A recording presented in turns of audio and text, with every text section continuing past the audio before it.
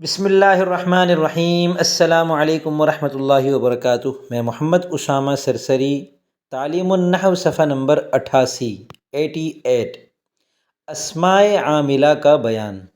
ہم عامل کی بحث پڑھ رہے ہیں، اس کی دو قسمیں ہیں، عامل لفظی، عامل معنوی۔ پھر عامل لفظی کی تین قسمیں ہیں، حروف عاملہ، افعال عاملہ، اسماء عاملہ۔ حروف عاملہ بھی ہم نے پڑھ لیے اور افعال عاملہ بھی ہم نے پڑھ لیے۔ اب ہم پڑھ رہے ہیں اسماء عاملہ۔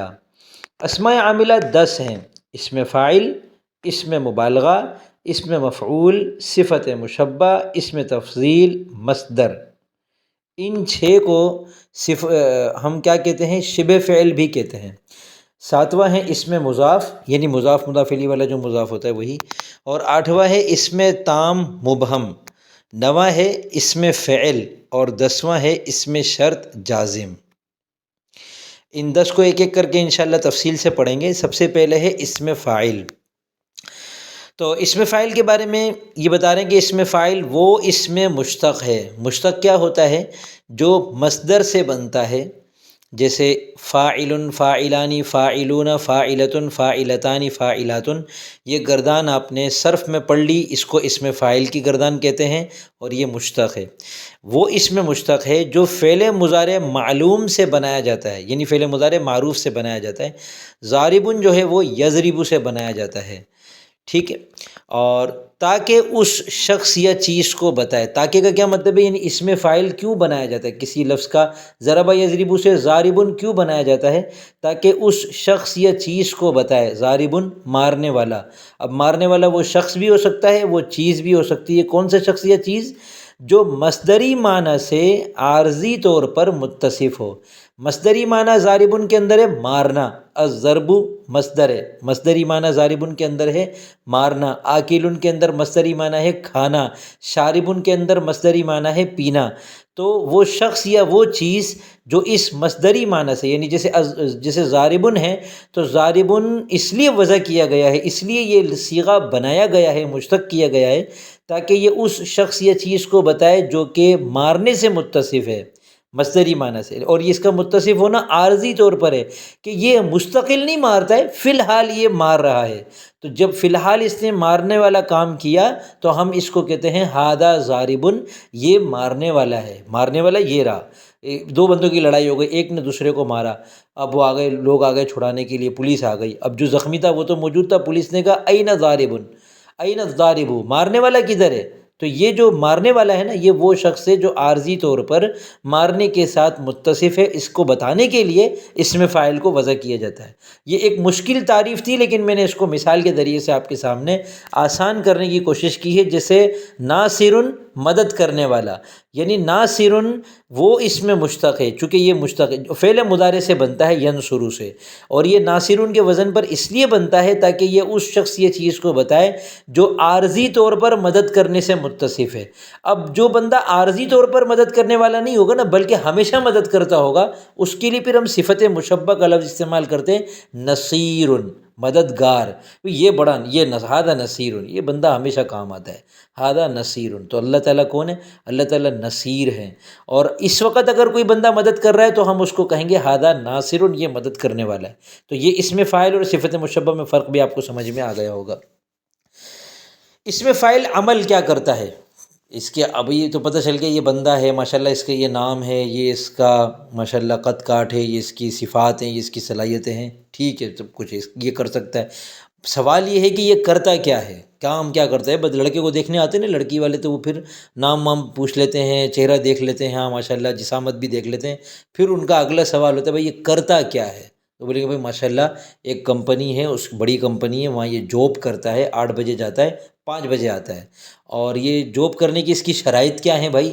تو اس کی شرائط یہ ہے کہ اس نے کمپنی والوں سے کہا ہے کہ سواری کا بندوبست آپ لوگ کریں گے، تو سواری آتی ہے تو یہ جاتا ہے، ورنہ نہیں جاتا۔ اسی طرح اسم فاعل جو ہے یہ عمل کرتا ہے۔ بھائی کیا عمل کرتا ہے؟ سب سے پہلا سوال ہے، تو جواب یہ ہے کہ فاعل کو یہ مرفوع کرتا ہے، ٹھیک ہے، اور اس کے علاوہ جو آپ نے 8 منصوبات پڑھے ہیں ان سب کو یہ منصوب کرتا ہے۔ اب ان 8 منصوبات میں بس تفصیل یہ ہے کہ مفعول بھی جو ہے نا اس کو منصوب کرنے کے لیے فعل یا شبہ فعل پھر یہ اس میں فاعل وغیرہ سارے ہوتے ہیں، یہ ان کا متعدی ہونا ضروری ہے۔ تو یہاں پھر یہ تفصیل بتائی جاتی ہے کہ یہ متعدی ہوگا تو مفعول بھی کو بھی نصب کرے گا، لازم ہوگا تو مفعول بھی کے علاوہ باقی جو 7 منصوبات ہیں ان کو منصوب کرے گا۔ ٹھیک ہے بھائی، کام پتہ چل گیا کہ یہ جاب کرتا ہے 8 سے 5۔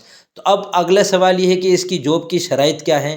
تو اس کا جواب یہ ہے اس میں فاعل کے اعتبار سے اس کے عمل کی شرائط یہ ہے کہ اگر اس پر الف لام داخل ہو تو پھر یہ کہتا ہے کہ جب الف لام آ گیا نا میرے اوپر، اب میں کام کر لوں گا۔ ٹھیک ہے، یہ کہتا ہے کہ میرے پاس اگر میری اپنی ذاتی سواری ہے تو میں آ جاؤں گا، یہ الف لام ہو گیا۔ اب اگر ذاتی سواری نہیں ہے یعنی اس پر الف لام نہیں ہے، الف لام ہونے کا مطلب ہے جیسے الضارب، اب الضارب جو ہے یہ اپنے فاعل کو مرفوع کرے گا، مفعول بھی کو منصوب کرے گا، مفعول له کو منصوب کرے گا، حال تمیز مستثنیٰ سب کو منصوب کرے گا، یہ پورا عمل کرے گا چونکہ اس کے اوپر الف لام داخل ہے، یعنی اس کی ذاتی سواری موجود ہے، اس نے کہا میں کمپنی میں چلا جاؤں گا۔ لیکن اگر یہ کہتا ہے کہ اگر میرے اوپر الف لام داخل نہیں ہے، میرے پاس میری ذاتی سواری نہیں ہے، کوئی لے گیا ہے، یہ ہو گیا ضارب مارنے والا، ناصر مدد کرنے والا بغیر الف لام کے، تو اب یہ کہتا ہے کہ میرے عمل کرنے کی 2 شرطیں ہیں، ڈرائیور اور گاڑی۔ تو اس کی 2 شرطیں کیا ہیں؟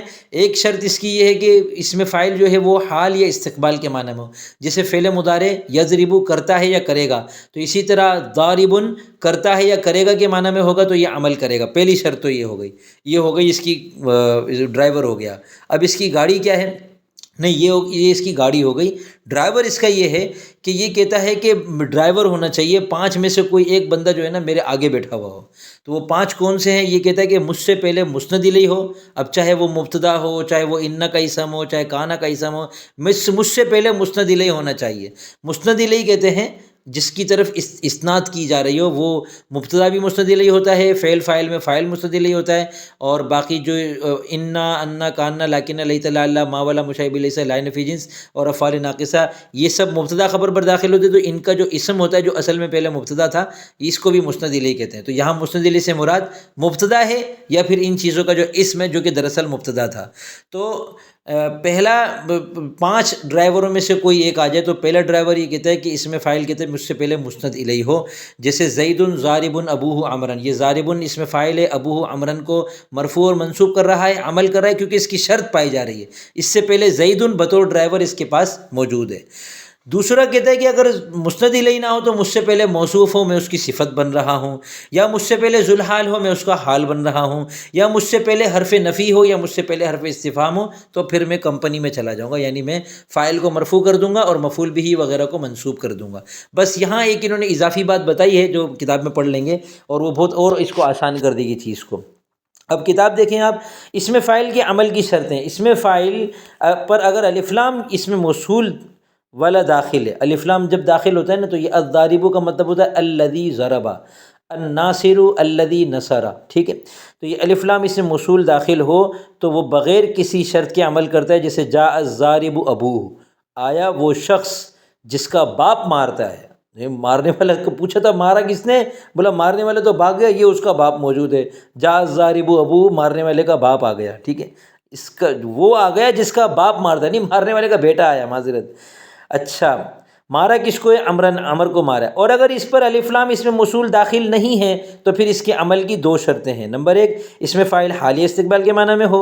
نمبر 2، اس میں فاعل کا 5 چیزوں میں سے کسی ایک پر اعتماد ہو، یعنی اس میں فاعل ان 5 میں سے کسی ایک کے بعد واقع ہو۔ یہاں انہوں نے اعتماد کی بڑی آسان تشریح کر دی۔ نمبر 1، مسند الیہ پر اعتماد ہو، جیسے زید ضارب ابوہ عمرن، زید کا باپ عمر کو مارتا ہے، یا زید کا باپ عمر کو مارے گا، حالیہ استقبال والا ترجمہ ہو گیا، اور ضارب سے پہلے زید مبتدا یعنی مسند الیہ موجود ہے۔ اسی طرح ان زیدن ضارب ابوہ عمرن مثال بھی چلے گی، کیونکہ زیدن یہاں پر اگرچہ ان کا اسم ہے لیکن ہے یہ مسند الیہ کیونکہ یہ اصل میں مبتدا تھا۔ نمبر 2، موصوف پر اس کا اعتماد ہو، جیسے جاء رجل ضارب ابوہ عمرن، وہ شخص بھی آ گیا جس کا باپ عمر کو مارتا ہے، ٹھیک ہے۔ یہ وہی جاء الضارب ابوہ عمرن والی مثال بنے گی، ترجمہ اس کا اسی جیسا ہوگا۔ ایسا شخص، رجل موصوف ہے، ضارب اس کی صفت ہے، تو اس موصوف کی وجہ سے اور ضارب کے حال استقبال کے معنی میں ہونے کی وجہ سے اب ضارب آگے عمل کر رہا ہے۔ تیسری شرط ہے ذوالحال پر اعتماد ہو، جیسے جاء زید ضاربا ابوہ عمرن، زید آیا اس حال میں کہ اس کا باپ عمر کو مارتا ہے۔ اب یہاں نام پتہ چل گیا، وہ جو بیٹا آیا ہے نا مارنے والے کا، اس کا نام زید ہے۔ یا اس سے پہلے نفی ہو، نفی پر اعتماد ہو، جیسے ما ضارب زید امرا، نہیں ہے کوئی بھی مارنے والا، زید عمر کو مارتا نہیں ہے۔ اس کا ترجمہ یوں ہوگا، زید عمر کو مارتا نہیں ہے۔ بھئی زید آ گیا اور لوگوں نے زید کو پکڑ کے مارنا شروع کر دیا، لوگوں نے کہا خدا کے بندو یہ مارنے والے کا بیٹا ہے، یہ نہیں مارتا۔ ما ضارب زید امرا، عمر کو زید نے نہیں مارا ہے۔ لیکن یہاں ترجمہ یوں ہوگا حال استقبال والا، زید عمر کو نہیں مارتا ہے۔ استفہام پر اعتماد ہو، جیسے اضارب زید امرا، کیا زید عمر کو مارتا ہے؟ اب یہ آخر میں ایک بندہ ایسا ہے جس نے شروع میں بات ہی نہیں سنی تھی، تو پھر اس کو لوگ بتائیں گے بھائی تھوڑی دیر پہلے یہی بتایا ہے، ما ضارب زید امرا، زید عمر کو نہیں مارتا۔ فائدہ، یہ دونوں شرطیں، کون سی دونوں شرطیں؟ نمبر ایک، اس میں فاعل حالی استقبال کے معنی میں ہو، اور نمبر دو، اس میں فاعل سے پہلے یہ 5 میں سے کوئی ایک ڈرائیور موجود ہو۔ تو یہ دونوں شرطیں کس چیز کی ہیں؟ مفعول بھی کو نسب دینے کے لیے ہے۔ یہ سارا جھگڑا جو ہے نا امرن کا ہی ہے، امرن کو منسوب کرنے کے لیے یہ دونوں شرطیں ہیں۔ ورنہ اگر فاعل اس میں ظاہر ہو، یعنی اس میں ظاہر کا مطلب ہے ضمیر نہ ہو اور فاعل ہو جس کو اس میں فاعل مرفوع کر رہا ہے، جیسے ان مثالوں میں زید اس میں فاعل کا فاعل ہے، ایک اس میں فاعل ہوتا ہے، ایک فاعل ہوتا ہے۔ فاعل جو فعل کا یا شبہ فعل کا کرنے والا ہوتا ہے، اور اس میں فاعل وہ مشتق صیغہ ہوتا ہے جو فاعل کے وزن پر ہوتا ہے۔ تو اس میں ظاہر فاعل ہو، جیسے یہاں پر کون ہے؟ زید، اس کو رفع دینے کے لیے دو شرطیں ضروری نہیں، ایک شرط کافی ہے، اور وہ شرط ہے اعتماد والی، یعنی حال استقبال کے معنی میں ہونا ضروری نہیں ہے فاعل کو مرفوع کرنے کے لیے۔ ہاں مفعول بھی کو بھی منصوب کرنا ہے تو پھر حال استقبال کے معنی میں ہونا بھی ضروری ہے۔ اور اگر فاعل اس میں ظاہر اور مفعول بھی، یہ دو چیزیں، اس میں ظاہر فاعل اور مفعول بھی، ان کے علاوہ جو باقی معمولات ہیں، مفعول لہو، مفعول فی، حال، تمیز، مستثنی وغیرہ، ان سب میں اس میں فاعل بغیر کسی شرط کے عمل کرتا ہے۔ اس کا مطلب ہے کہ نخرے تو ہیں لیکن محدود ہیں، بہت زیادہ نخرے نہیں ہیں۔ اچھا حاشیہ نمبر 1 دیکھیے کیا بتا رہے ہیں، بعض اوقات اس میں فاعل سے پہلے ان 5 چیزوں میں سے کوئی محذوف بھی ہوتا ہے، جیسے یا طالعا جبلا، یہاں پر طالعا اس میں فاعل سے پہلے موصوف رجلا محذوف ہے، اس لیے اس میں فاعل نے جبلا کو نصب دے دیا۔ بہت اچھی بات بتائی انہوں نے۔ طالعا جبلا کا مطلب ہے پہاڑ پر چڑھنے والا، ٹھیک ہے۔